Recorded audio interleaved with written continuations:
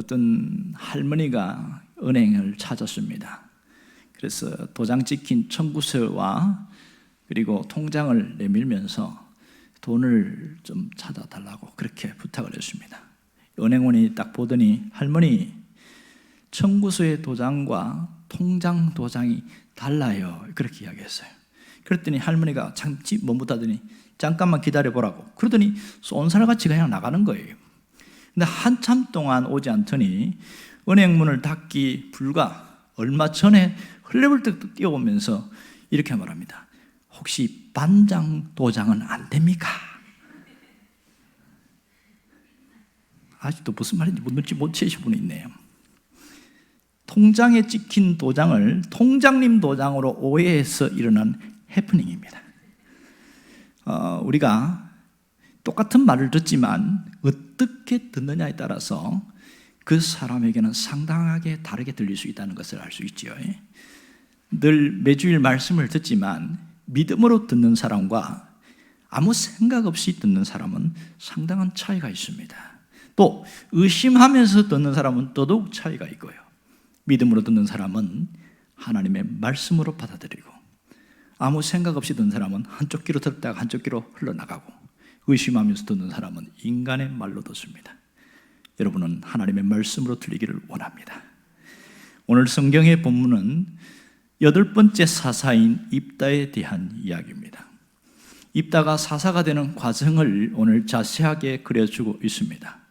당시 상황은 동쪽에 있는 거대한 암몬 족속이 침공을 감행하려고 선전포고를 했습니다. 단순한 선전포고 정도가 아니고 너희가 갖고 있는 땅을 우리한테 돌려주고 너희들은 우리의 종이 되라, 노예가 되라, 이러한 어마어마한 선전포고를 한 겁니다. 여기에 이스라엘의 장로들이 싸울 힘은 없고 기가 막힌 거예요. 어떻게 하면 좋겠냐고. 그래서 고민을 하다가 이방의 돕 땅에 있는 입다를 찾아가게 되어집니다. 당시 입다는 집안에서 쫓겨나서, 가문에서 쫓겨나서 저 이방 땅에서 약 불량배들, 그런 깡패들과 함께 있는 우두머리로 있었습니다. 왜 입다를 찾아가게 되었는지는 잘 보여주지 않지만 아마도 입다가 강력한 리더십과 굉장한 능력이 있었던 것 같아요. 저 사람이면 구원할 수 있지 않을까 하는 그런 생각에서 이스라엘의 장로들이 멀리 가서 그에게 지금 우리를 구해달라 이런 얘기합니다. 그러면서 중요한 말 하는데 우리의 장관이 되어주세요 이런 얘기를 하고 있어요. 자, 지금 이스라엘 장로들은 누굽니까? 그 각 지방에 있는 지역 지파마다 있는 대단한 수장들이고 지도자들이잖아요. 그들이 자존심을 굽히면서 입다한테 간다는 것 자체가 굉장히 속상한 일입니다. 이전 같으면 말할 수 없는 일이지요. 자기들 손으로 내쫓았고 자기들이 멸시하고 핍박하고 박해했던 그 사람에게 가서 머리를 숙이고 우리를 도와주세요, 우리의 지도자가 되어주세요, 이게 얼마나 힘든 일입니까? 그러나 워낙 절박한 상황이니까 땅 자체가 빼앗기게 됐고 그래서 종이 되기 싫으니까 그렇게 간 것은 맞습니다. 그러면 입다의 입장에서 이것을 한번 생각해 보세요. 여러분, 그동안 입다가 수년 전에 얼마나 박해를 받았어요. 가문에서 사생하다고 그러고 창녀의 자식이라고 그래서 인간 취급도 받지 못하고 밖에 쫓겨났습니다. 혹시 가문의 유산을 물려받을까 봐 형제들이 내쫓아 버렸습니다.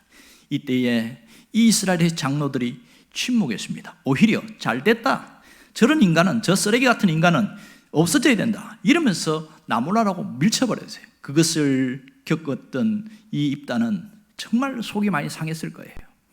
이 세상에서 아무도 나를 인정해주지 않고 이렇게 버림받는 삶을 사는 것에 얼마나 화가 났을까요?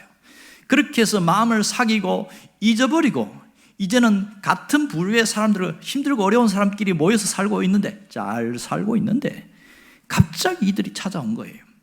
그러면 무슨 생각이 날까요? 묻어두고 있던 속상함과 그 힘든 과거의 그 일들이 새록새록 드러날 겁니다. 왜 이렇게 너희들이 찾아와서 내 아픔을 건드리냐는 거예요. 내 속상하고 화가 난 것을 왜 건드려서 나를 힘들게 하느냐. 그것이 얼마나 힘들까요? 다시 한번 과거의 그때의 시절이 생각나서 눈물이 얼마나 흘렸는지 아마 짐작이 가능합니다. 왜 이런 일이 생긴 것일까? 왜 너희들이 이렇게 와서 나를 힘들게 하느냐? 입다의 입장에서는 그럴 수 있죠. 그러면 왜 이런 상황과 환경이 전개되었으며 이스라엘 장로들은 왜 입다를 찾아가게 되었는가? 이것은 하나님이 하신 일입니다. 하나님이 주도적으로 개입하신 일이에요. 누구를 위해서? 1차적으로는 입다를 위해서입니다. 입다가 갖고 있는 그 속에 있는 엉어리진 마음을 풀어주기 위한 하나님의 의도가 거기에 담겨 있습니다. 그리고 위기 속에 있는 이 나라를 구하는 지도자로 세우려는 하나님의 뜻이 그 속에 있었습니다. 그래서 자존심 강한 그 이스라엘 지도자들, 길르앗의 장로들, 이들이 거기에서 굽히게 만들어버렸어요. 이 하나님이 입다에게 원하는 게 뭘까요? 하나님의 뜻과 하나님의 의도를 깨닫기를 원하신 겁니다. 지금 눈앞에 있는 현상, 지금 눈앞에 벌어지는 그 상황만 보지 말고 왜 이런 일이 일어났는지, 이것이 하나님이 뭘 원하는지 그것을, 이면에 있는 것을 좀 한번 생각 좀 해보라는 거예요. 정말 하나님은 입다 속에 있는 마음에 응어리진 그 상처를 치유하기 위해서 이스라엘의 장로들을 보냈습니다. 그 속에 있는 모든 상처가 온전히 치유되기를 원하신 겁니다. 더 나아가서 지금 위기 속에 있는 이스라엘 전체 공동체의 위기 속에서 공동체의 상처를 치유하시려는 것이 하나님의 계획이었습니다. 지금 이스라엘 나라는 어떤 상황이었습니까? 이전에 아비멜렉이라는 사람이 기드온의 아들 70명을 죽여버렸어요.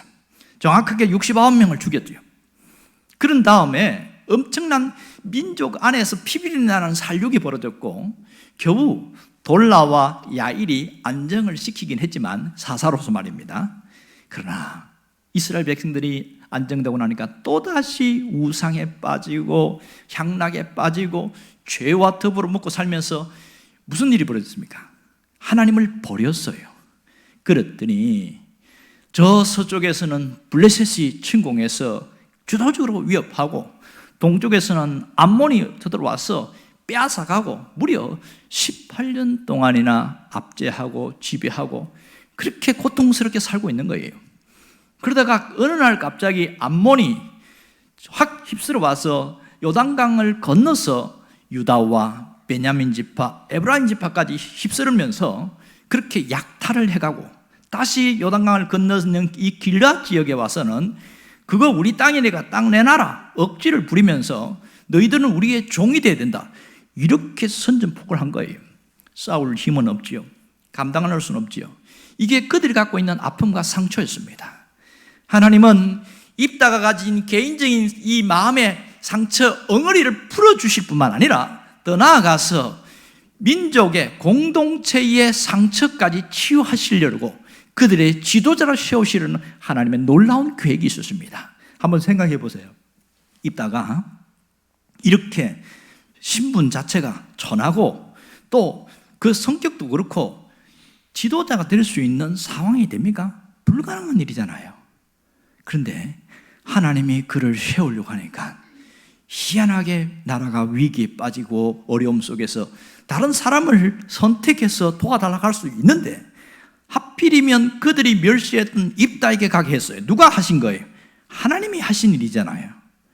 오늘 이 상황들을 잘 보시길 바랍니다. 이것은 하나님이 우리에게 원하시는 뜻도 함께 담겨 있습니다. 입다를 통하여 나 자신을 보기를 원하는 겁니다. 하나님께서 우리를 부르신 목적이 무엇입니까? 단순히 예수 믿고 천국 가게 하게 한 것이라면 그것은 아주 단편적이고 아주 그냥 얕은 지식에 불과합니다. 하나님은 이 땅에 살면서 우리가 갖고 있는 마음속의 상처, 이 엉어진 그 마음, 풀리지 않는 그 마음의 상처를 치유되기를 원하시고 계십니다. 그리고 더 나아가서 그 상처가 치유된 자는 사명이 있다는 거예요. 무슨 사명입니까? 나처럼 상처받은 자를 가서 마음을 위로하고 회복시키고 다시 세워주는 그 일을 하라고, 사랑의 수고를 하라는 그것이 사명입니다.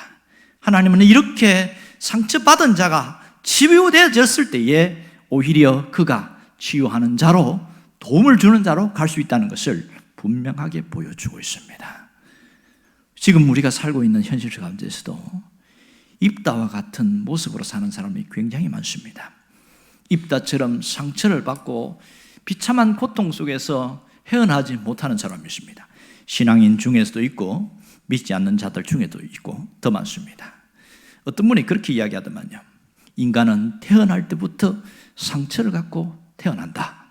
어떤 심리학자가 그렇게 이야기했어요. 아이들이 태어났을 때 응애하고 우는데 왜 우는지 아느냐? 아파서 운다는 거예요. 상처 때문에 운다는 거예요. 심리학자니까 그렇게 말을 하겠지요. 그만큼 사람은 태어날 때부터 상처가 있습니다. 그렇지요. 태어나기 전에 아이들이 부모가 하는 얘기를 다 듣고 부모가 하는 그 느끼는 감정을 다 받아들이고 그게 얼마나 상처가 되겠어요. 그렇게 해서 태어났는데 자라면서도 여전히 상처받고 또 상처 때문에 고통하고 아파하고 괴로워하고 그것이 계속되어져서 잊어졌어요. 잊어버렸어요. 그렇지만은 잊어진다고 잊어지는 게 아니에요. 이게 상처라는 게 얼마나 무섭냐면 우리 안에 내면의 상처가 들어오면, 그러니까 어떤 부정적인 어떤 억압이나 압력이나 부정적인 그런 고통이 들어오면 이것이 남아있어요. 남아있어서 살아가는 동안에 영향을 준다는 거예요. 어떤 사람 때문에 놀란 사람은요, 밤에 사람을 절대로 못 만납니다. 두렵고 무서워요. 한번 갇힌 사람은, 그래서 공포를 느낀 사람은 어떤 밀폐된 공간에 엘리베이터를 절대로 못 합니다. 왜? 다 잊어줬는데 왜 못합니까? 생각나는 거예요. 우리의 어릴 때의 상처도 우리가 오래 지났지만 30년, 50년이 지났지만 치유되지 않으면 그것이 우리 삶에 부정적인 영향을 미치고 있다는 사실입니다. 이 얼마나 안타까운 일인지 모릅니다. 정말 상처는 치유되어야 합니다. 예수를 믿었으면 반드시 상처가 치유되어야 됩니다. 상처 중에 가장 큰 게 뭔지 아세요? 원한이에요. 원한. 마음에 응어리가 쌓이고 쌓이면 원한이 쌓였다 이렇게 말하잖아요.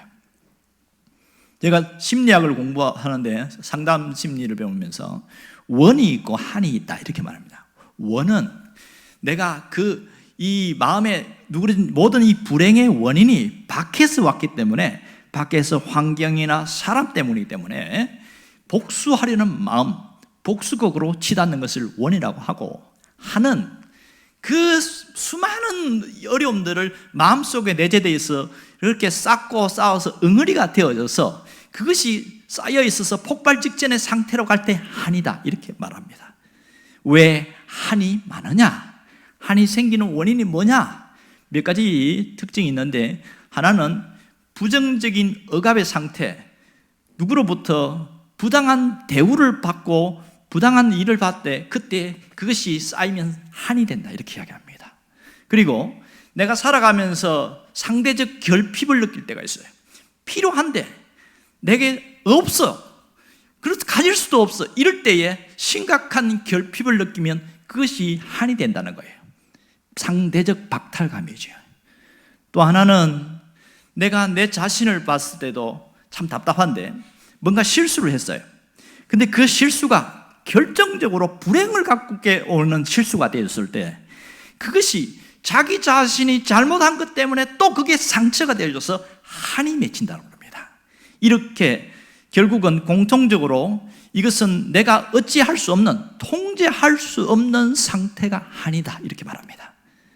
한국 사람들에게는 수많은 사람들이 한이 더 많습니다. 원보다는 한이 더 많아요. 그래서 민족성으로 이야기하면 일본은 원의 문화를 갖고 있고 한국은 한의 문화를 갖고 있다 이렇게 말합니다.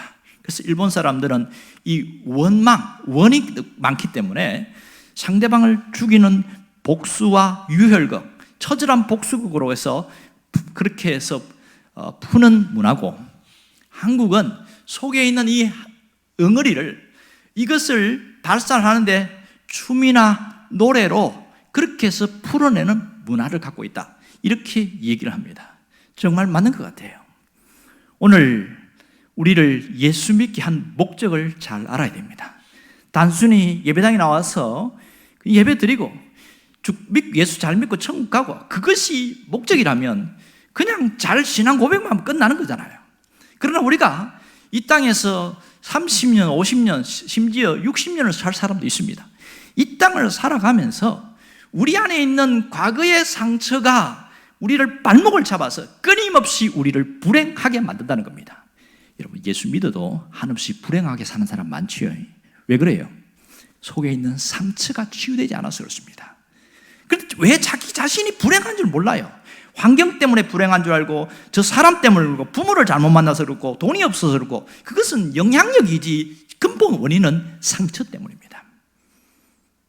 상처는 반드시 치유되어야 됩니다. 주님은 우리가 이 상처가 치유되기를 원하십니다. 그래서 주님은 이 상처를 치유하도록 어떤 일을 하셨어요? 놀라운 일은 하나님이 우리를 계획하셔서 이곳에 부르셨다는 사실입니다.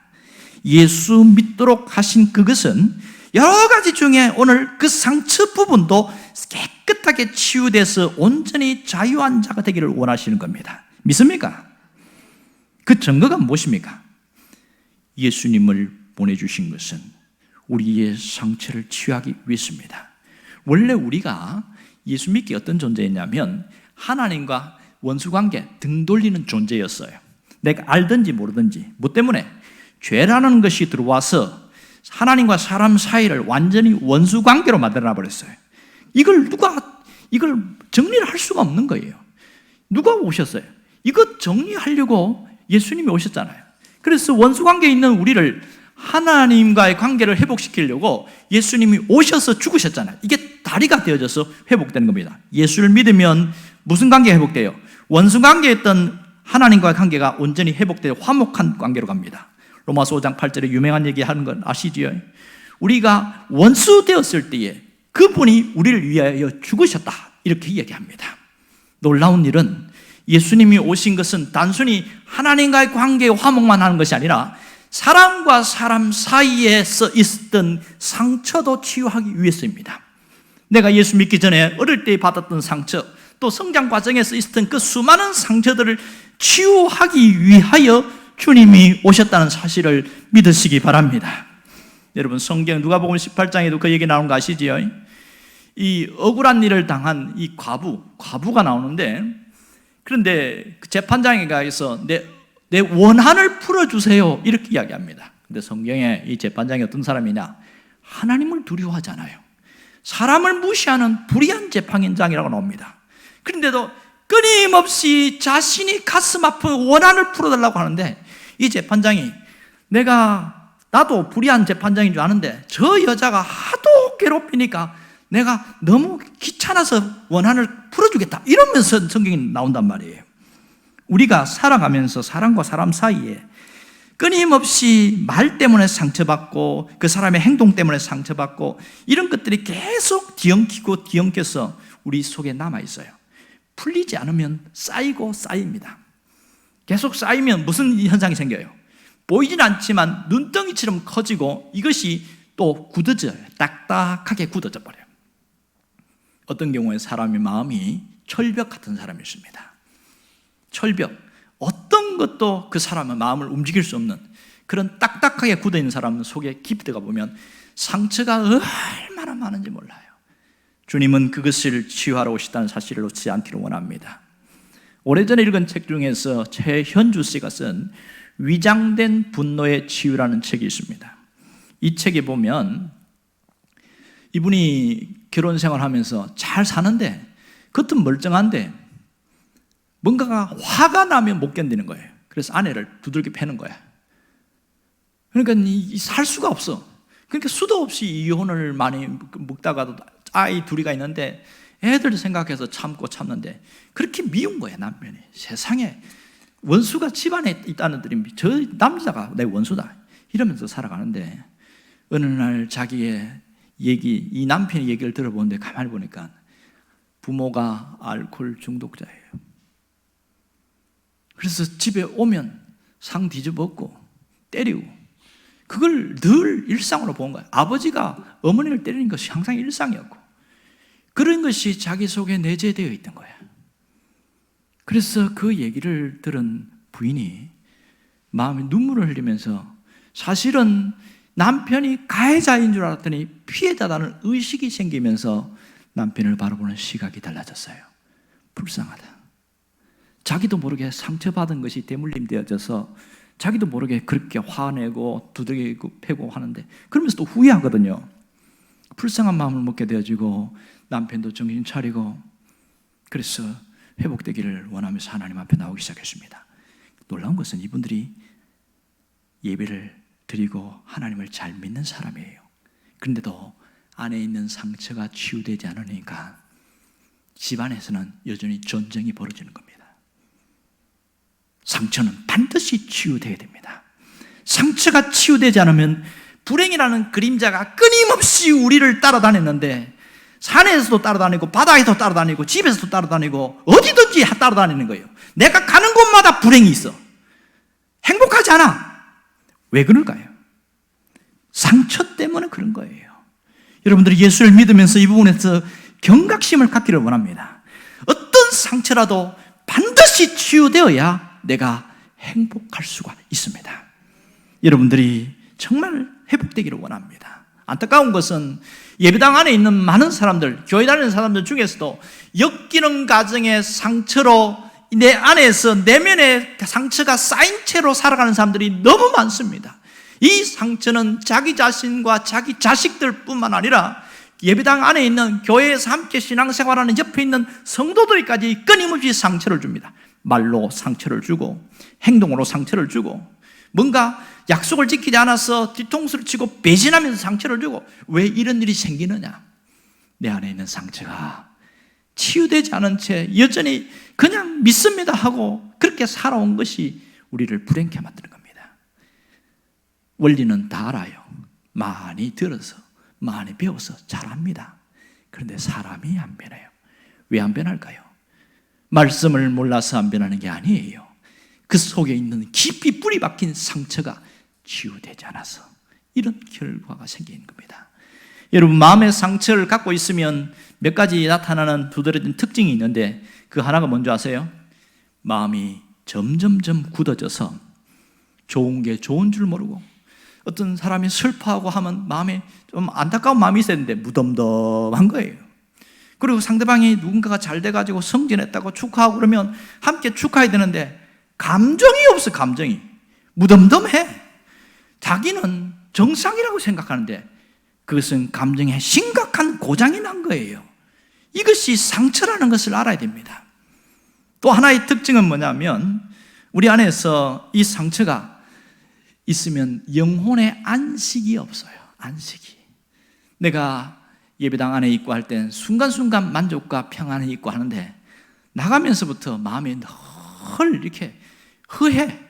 안식이 없어. 늘 피곤해. 아무 일도 안 했는데 피곤하고 힘들고 늘 왜 지치는 거예요. 왠지 아세요? 상처는 우리가 갖고 있는 긍정적인 에너지를 계속 다 방출시켜버려요. 뽑아내버립니다.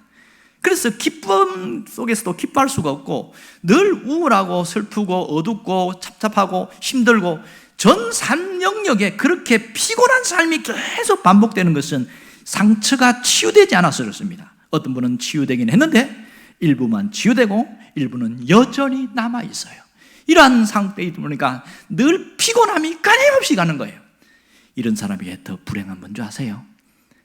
행복이라는 것을 잘 몰라요. 사는 게 행복하지 않은 거예요. 죽는 게 더 행복하게 느껴지는 거예요. 그래서 자꾸 죽으려고 그러는 거죠. 얼마나 불행합니까? 여러분, 우리가 좋은 사람 만나면 행복하는 것이 정상입니다. 맛있는 음식을 먹을 때 그 음식을 먹을 때 그 만족감, 그 행복감을 누리는 게 정상이에요. 좋은 경치를 보고 여행을 가올 때 야, 참 좋다. 그러면서 참 아름다워라 주님이 지으신 세계 찬송 부르면서 이렇게 하는 것이 정상이란 말이에요. 이게. 그런데 상처가 깊으면 깊을수록 무덤덤해. 상대방은 너무 좋다고 그러고 행복하다고 그러는데 자기 마음은 아무 느낌이 없어. 얼마나 불행한 줄 아세요? 그래서 불행이 일상이 되다 보니까 행복하게 사는 것에 대해서 질투심이 생기는 거예요. 누군가가 행복하면 그거 꼴 보기 싫어가지고 못 견디는 거예요. 왜 너만 행복하냐? 나처럼 불행해야지. 그런 이상한 심리가 그 속에 있었어요. 그래서 괜히 딴지를 걸고 트집을 잡고 이런 일들이 얼마나 많은지 모릅니다. 여러분, 신앙생활하면서 성도들과 성도 사이에서도 계속 이렇게 부딪히는 이유가 뭔지 아세요? 상처 때문입니다. 그러므로 상처는 반드시 치유가 돼야 됩니다. 믿습니까? 여러분이 갖고 있는 어떤 상처든지 주님은 반드시 치유하기를 원한다는 사실을 놓지 않기를 원합니다. 이 상처가 치유되지 않으면 교회 생활, 신앙 생활조차도 늘 갈등과 어려움 속에 있다는 사실입니다. 치유되면 그때부터 느끼는 게 뭐냐면 자유함이에요. 마음에 뭔가가 확 바위처럼 짓눌리고 있던 것이 툭 떨어져 나갔어요. 그러면 무슨 느낌인지 아세요? 와, 너무 편하다. 어디서 느낄 수 있어요? 여러분, 어깨가 완전히 굳어 있으면 뭐 같아요? 겪어본 사람 아시죠? 코끼리 한 마리가 어깨에 있는 것 같다, 그렇게 이야기합니다. 남들은 몰라. 자기만 알아요. 너무 무거운 거예요. 너무 힘든 거예요. 어깨가 근육이 굳어버려서. 그런데 어떻게 스포츠 마사지를 받고 해서 풀어서 어깨 근육이 풀어졌어요. 그럼 뭐라는지 아세요? 야, 내 어깨에 있는 코끼리 한 마리가 떨어져 나갔다, 이렇게 이야기합니다. 비단 우리의 근육만 그렇습니까? 마음도 마찬가지입니다. 마음의 상처가 치유될 때는 너무 홀가분하고 자유하고 그렇게 행복하고 그렇게 좋을 수가 없는 거예요. 이게 신앙생활 속에서 나타나야 된단 말입니다. 여러분이 그 은혜가 있기를 원합니다. 놀라운 일은 상처가 치유될 때에 드디어 신바람이 나게 되어 있습니다. 우리의 상처는 내 속에서 치유될 때에는 긍정적인 에너지로 나타나게 되어집니다. 삶의 긍정적인 에너지가 나타나는 거예요. 긍정적인 에너지가 얼마나 중요한지 아세요? 사는 게 재밌어요. 뭘 해도 신나고 재밌고 피곤함이 아니고 재밌는 거예요. 공부를 하는 거 하기 싫지만은 하면 또 해져. 그리고 뭔가 또 해내죠. 일하는 거, 가는 거 힘들고 출근하는 거 피곤하지. 그렇지만 하면 이게 신나거든. 하는 게 재밌어요. 이게 긍정 에너지가 확 솟아나는데 이걸 뭐라고 그러냐? 신명난다, 신바람 분다, 이렇게 말합니다. 우리 속에서 상처가 치유되고 자유하게 되어지면 긍정 에너지가 샘솟듯 솟아나면서 너무 좋은 거예요. 할 때 으쌰 하는데 힘이 나고 뭐든지 해내는 사람이 되어졌습니다. 여러분, 내 안에 있는 엉덩이가 부러질 때에, 돌파구를 찾아 나갈 때에 느끼는 그 새로운 희열이 신명입니다. 너무 좋다, 이런 얘기를 하지요. 경험한 사람만이 이야기할 수 있는 것입니다. 한국의 문화가 어둡고 칙칙하고 이 한의 문화지만 이것을 풀어낸 것이, 춤으로 풀어낸 것이 한류 중에 K-팝 문화다, 이렇게 이야기합니다. 돌아가셨지만 무용가 중에 공옥진 씨는 그 삶이 굉장히 비참했는데 자신이 춤으로 그 상처와 아픔을 승화시켰어요. 그래서 늘 과거는 비참했는데 그의 삶은 상당히 행복하게 삶을 마무리하고 가셨어요. 신명나는 신앙생활, 우리가 예수를 통하여 자유함을 얻는 신앙생활, 상처가 치유돼서 승화되면 우리의 삶에 활력이 넘쳐납니다. 어떻게 하면 될까요? 어떻게 하면 신명나는 삶을 살 수 있을까요? 그것은 십자가의 은혜가 내 안에 임하면 됩니다. 오직 십자가의 은혜밖에 없습니다. 이 십자가의 은혜는 우리의 모든 상처를 완전히 치유하고도 남는다는 사실입니다. 믿습니까? 그러므로 날마다 십자가 앞에 나아가시길 바랍니다. 내가 상처받았다고 속상해하지 말고, 상처받은 자는 그 상처를 가지고 붙들고 부둥켜 안고 울 것이 아니라 십자가 앞에 내려놓고 나아가기만 하면 그 속에 주님이 은혜를 부어주십니다. 왜냐하면 주님 자신이 상처받으셨고 상처의 치유자로 오셨기에 그분 속에 들어가면 모든 은혜가 회복되어지고 새로워집니다. 예수를 믿으면서 이전에 과거의 상처가 치유됐어요. 그 다음에 또 살다 보면 또 상처가 부딪히면서 나잖아요. 그러니까 상처받았지만 또 주님 앞에 나갔을 때의 상처가 치유되어지고, 이것이 끊임없이 반복될수록 좋아질까요? 나빠질까요? 좋아지지요. 갈수록 좋아지는 거죠. 그러니까 갈수록 얼굴이 펴지고 갈수록 삶이 펴지고, 이것은 상처가 치유됐을 때에 누리는 자유함입니다. 여러분에게 그 은혜가 있기를 원합니다.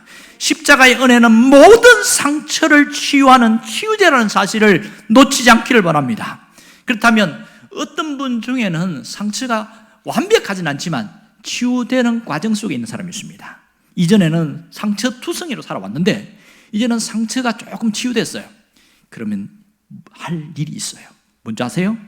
상처가 조금이라도 치유된 사람들은 신앙의 성장과 성숙을 향하여 나가야 됩니다. 머물러 있으면 병들고 썩습니다.